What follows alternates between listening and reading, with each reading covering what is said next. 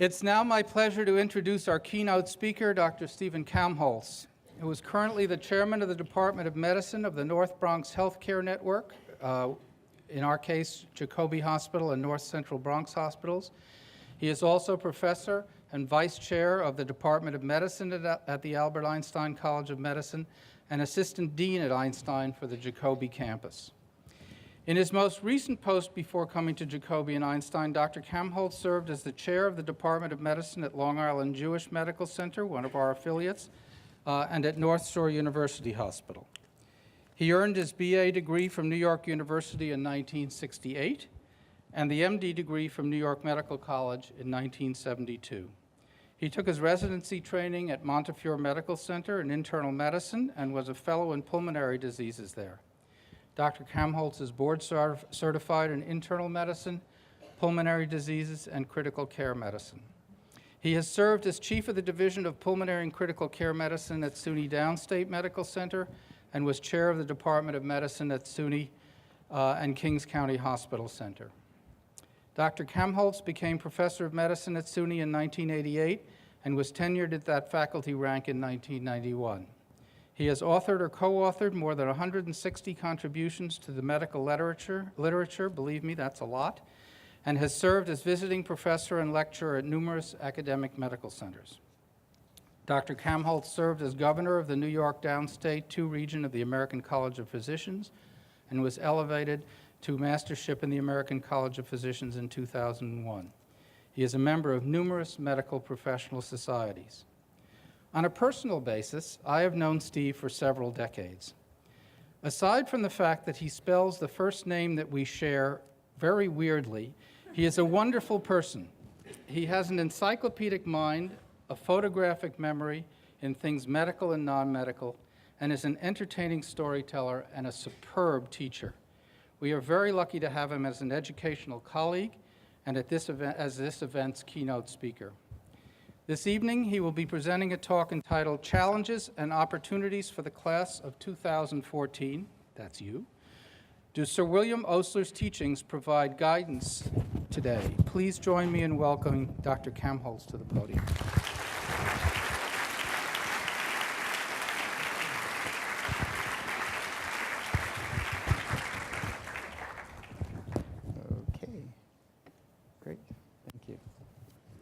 Well, thank you very much, Steve. It's a distinct pleasure and an honor to be here.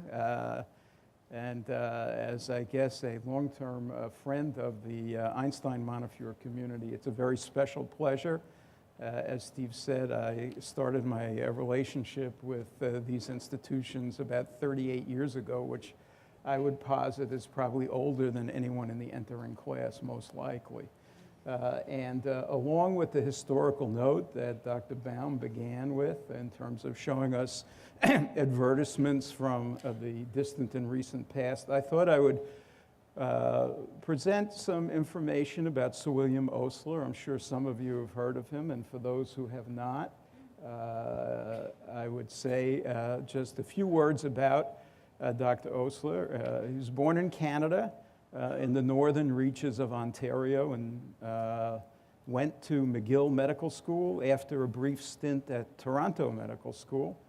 2 years after his graduation, he became the youngest professor. I would just say to you that those of you who have aspirations for a career in academic medicine, I wouldn't count on promotion to full professor in 2 years. It takes quite a bit longer than that today. And after a decade teaching and instructing and thinking about the shape of medicine and the science of medicine and the art of medical care delivery, he was recruited to the United States to be chair of clinical medicine at the University of Pennsylvania Medical School in Philadelphia. And very shortly after that, the president and the trustees of Johns Hopkins University asked Dr. Osler to come to Baltimore to start the new Department of Medicine at the Johns Hopkins Medical School. And one of the things he did there was he instituted residency training, and the word residency at that point was extraordinarily relevant. You lived in the hospital during your entire training and probably didn't leave until you completed it. He accepted an offer approximately 14 or 15 years thereafter to move to the United Kingdom, then England, and became the Regius Professor of Medicine at Oxford. And the Crown of England recognized him for his accomplishments in Canada, the United States, and the United Kingdom by knighthood in 1911. And he is recognized as the founder of really the current discipline of internal medicine. And if I could put my wish list in, I would hope that the vast majority of this entering class end up in the best specialty that we have to offer, and that's internal medicine. Okay, so the question is, did Sir William's teachings and writings from the late 1800s through the beginning of the 20th century have a lasting impression? Are they relevant for us to think about as you embark and as we continue on our careers in medicine? And there are a number of challenges and opportunities. Many, obviously, the first challenge is to learn all you possibly can and develop your art and your skills, your compassion, and your global thinking as you go through your 4 or 5 or 6 or 7 years, because I'm sure a number of you who are in the MSTP, MD, PhD program will be in the class of 2016 or 17 or 18. But for the majority of you, these are the things that you're going to be challenged with in this 21st century. An incremental global burden of disease, unprecedented world population growth that's challenging our food supply, and the food supply being challenged additionally by the effects of global warming, a dwindling world potable water supply, new models of medical care delivery, particularly in our country, where there has been dissatisfaction with the delivery system, not only by the consumers, the patients, but also by the care deliverers, physicians, and others. How do we allocate scarce resources in a time of massive budgetary constraints? How do we take discovery in the laboratory to the bedside through translational research? And how do we balance those discoveries and the rapid increase in knowledge which you will be faced with and you will be challenged to incorporate into your armamentarium? What are the potential effects of understanding pharmacogenetics, and how do they translate to individualized medicine? And again, how does that challenge our allocation of scarce resources? And finally, something that's been in the news media numerous times, the interface of medicine with industry and balancing conflict of interest with beneficial interaction. I would posit for you that each and every one of those challenges presents a fantastic opportunity for your input, your thought process, your research, and your clinical care as you go forward. Osler said that these challenges can and should be addressed within the scope of your profession because they are the true nature of the profession. Osler said that the physician's challenge is the curing of disease, educating the people in the laws of health, and preventing the spread of plagues and pestilences. That's quite true today, 100 years after it was written. Interestingly, the global burden of disease that you will face over the next 20, 30, 40 years of practice is shifting from infectious diseases to non-communicable diseases, and chronic conditions such as heart disease and stroke, chronic obstructive pulmonary disease, are now being the chief causes of death, and this was recognized in the 2008 World Health Organization report. And shifting trends in disease suggest that diarrhea, HIV, tuberculosis, neonatal infections, and malaria will be less important causes globally over the next 2 decades. And this is World Health Organization data. I don't expect you to read it, but if you look at the column on your left and you see the top 3 or 4 causes of DALYs, D-A-L-Ys, disease-adjusted life years, versus the ones that are predicted in 2030, you can see that quite a different scope of practice will be necessary on a global basis to deal with these conditions that are mainly chronic and resource intensive in terms of dealing with them. What about world population growth? The WHO median is the orange line in the middle, and it's predicted by approximately 2040, or a quarter of a century after you finish medical school, that there will be almost 9 billion people on the surface of the earth, or nearly 40% more than now. And those 9 billion will be competing for the resources, essentially, that we have right now. So another thought for you in terms of being able to provide medical care, control disease, control epidemics, assure appropriate nutrition, etc. Global warming, our colleagues in thermal sciences have told us that the hottest seasons on record that we have encountered in the past 15 or 16 years will be the future norm in many locations across the earth. And this will present tremendous challenges to agriculture and livestock raising in terms of the world's food supply. This map shows you limited supplies of potable water, with the orange being quite insufficient and the green areas having plenty of water. And you can see that potable water across the world is challenged. A corollary of food, water, and global conditions is poverty. This map shows you areas of the world where people live on less than $1 US per day. And if you look at the ochre, the orange, and the red, those areas where more than 20% of the population are on bare subsistence living. Again, challenges not only for the economy, but for the thoughtful intervention of medical scientists and physicians going forward. And in fact, if we think of the impact of poverty across the world, virtually all of the correlates of poverty, malnutrition, hunger, corruption, inadequate or absent shelter, AIDS, and the lack of potable water, 5 out of the 6 are clearly medical issues for you to ponder, and perhaps for those of you who are most interested in these, to shape your career development to begin to address those challenges. Osler said, and many others recognize, that wealth underscores health, and that ill health, unfortunately, is the birthright of the poor. Proper sanitation and the availability of clean air and water are key to the health of communities, and it becomes incrementally true as the number of people competing for those resources increases. What about the kind of physician that you want to be when you complete your medical school education, you complete your training, and you enter the practice of medicine? First, I should caveat you with the fact that medicine requires lifelong learning, but there is a transition. You're transitioning now from your undergraduate experience to the medical education experience, and as Dr. Baum said, you'll have numerous transitions as you go forward. Osler said that he had an enduring faith in the men and women who do the routine work of our profession, and that is primary care.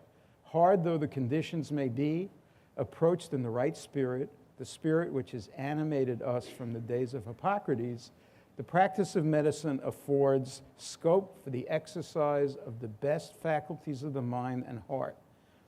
That the yoke of the general practitioner is often galling cannot be denied, and that's certainly true today with the outcry from our primary care community in this country. But he has not a monopoly of the worries and trials in the meeting and conquering of which he fights his life battle. And you know that there are tremendous efforts in this country with the recent Health Care Reform Act to improve the lot and the capabilities of the primary care physician. The primary care physician has a critical interface with the medical specialist. And Osler said how comforting it is to the general practitioner, the wise counsel of the specialist. We take him a case that has puzzled and annoyed us, the diagnosis of which is uncertain, and we consult in vain the unwritten records of our experience and the printed records of our books. The specialist labels it in a few minutes as an insect specialist would label a beetle. And we feel grateful for the accuracy of his information and happy in the possession of the label of the illness, and hopefully happy in the possession of something to do about it as we go forward. So in this country, we're struggling with best methods of medical care delivery, struggles that many other nations have gone through in the past, and many world medical systems have evolved to a much more effective, safe, and comprehensive level. One of the things that you'll read about in the news is the concept of something called the patient-centered medical home, the medical home being a multidisciplinary comprehensive care practice that includes prevention, wellness, and disease management. It's a concept that's been promoted by the primary care specialty organizations and been endorsed by multiple organizations. Well, what of the specialist? The specialist is key, as Osler said, and many organizations, including the American College of Physicians, have been working to define the patient-centered medical home neighborhood. I'm not talking about Mr. Rogers' Neighborhood on television. I'm talking about subspecialty practices that will be aligned with the patient-centered medical home for consultation, for unique interventions, and for the occasional need for longitudinal disease management, such as patients who require dialysis, for example, or patients with cancer. And within the concept of the patient-centered medical home neighbor, which you'll read about as it is promoted in the literature and in public media, pathways of communication, collaborative agreements, and special functions will be designed and described, and you'll see demonstration projects being federally and locally funded. On to another set of challenges, the explosion of medical knowledge, the use of electronic resources, handheld and desktop, which presents both a concomitant opportunity and a great challenge in terms of keeping pace, and more importantly, in terms of knowing where to change, where to look for information that's relevant to the care of the patient at the bedside or in your office or ambulatory practice. The essence of lifelong learning is closely intertwined with the explosion of information and becomes incrementally important in the information age and beyond. And Osler said, very cogently, if the license to practice meant the completion of his education, how sad it would be for the practitioner, how distressing to his patients. More clearly than any other, the physician should illustrate the truth of Plato's saying that education is a lifelong process. And I would commend these thoughts to you because it's going to shape what you do for the next 30, 40, or 50 years in terms of your interactions with the world, with your patients, with your families, and with your colleagues. How should we deal with uncertainty and challenges to authority? I love this cartoon because you can see the gentleman in the bed is instructing his physician through the stethoscope. Patients now come into your office armed with extensive searches from the medical literature and ask very cogent questions. And perhaps some physicians, less well-grounded in their knowledge base, see these as challenges to authority. So Osler understood this more than 100 years ago, and in his valedictory address to the University of Pennsylvania graduating class in 1889, he said, "In a true and perfect form, imperturbability is indissolubly associated with wide experience and intimate knowledge of the varied aspects of disease. With such advantages, he or she is so equipped that no eventuality can disturb the mental equilibrium of the physician." It should not. Sometimes it does. We all have our moments, but this is a very good aphorism to take home with you. What about bench to bedside and the challenges and opportunities from translational research? This medical university is committed to new knowledge, new science, and bringing the benefits of laboratory investigation to the bedside as rapidly and as successfully and as carefully and safely as possible. And Osler understood this, again, more than 100 years ago, And he said to carefully observe the phenomena of life in all its phases, normal and perverted, to make perfect that most difficult of arts, the art of observation, called to aid the science of experimentation, to cultivate the reasoning faculty, so as to be able to know the true from the false. And these are our methods, and they are our methods today.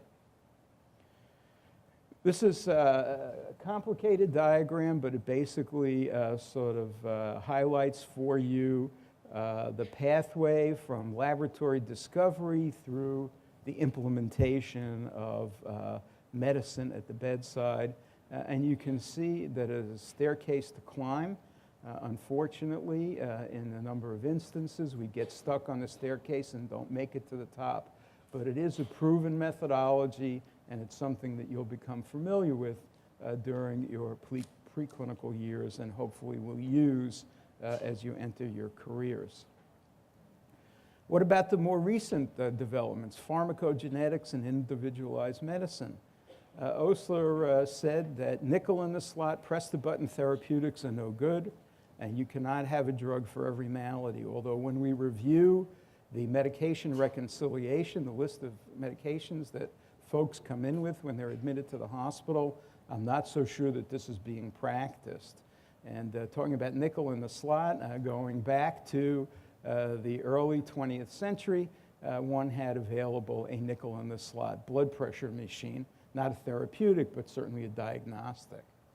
Individualized medicine speaks to the issue of the battle against polypharmacy, or the use of a large number of drugs, of the action of which we know little.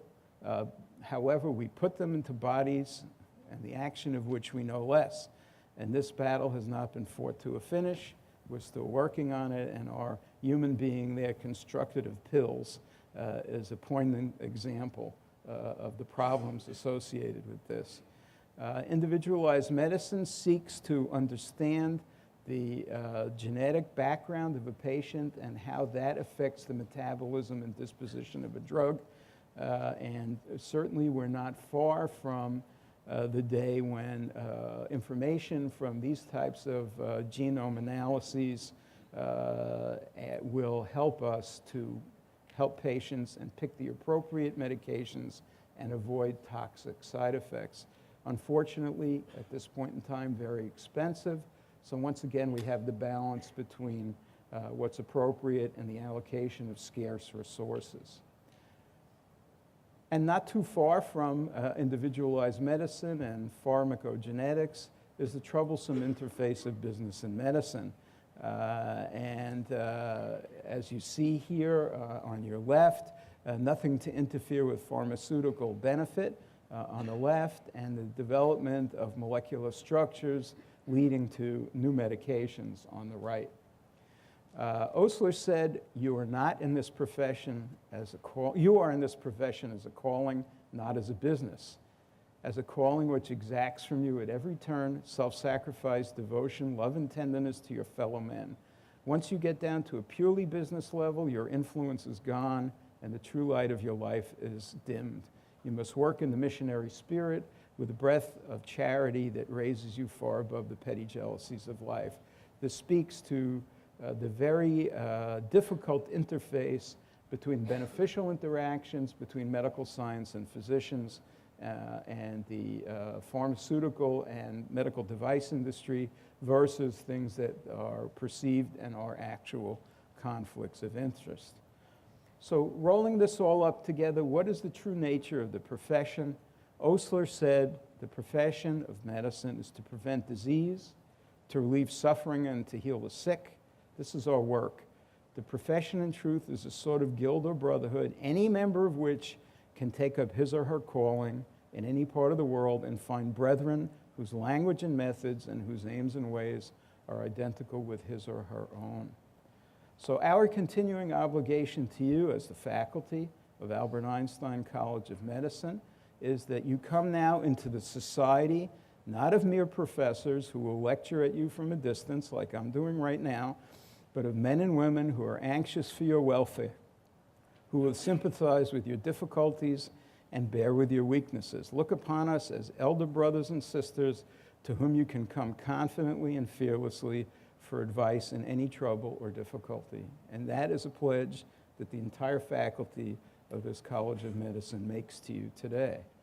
And in closing, I just want to congratulate all of you on a most auspicious beginning and thank you for the privilege of allowing us to be there with you at the starting point and throughout your careers. Thank you very much.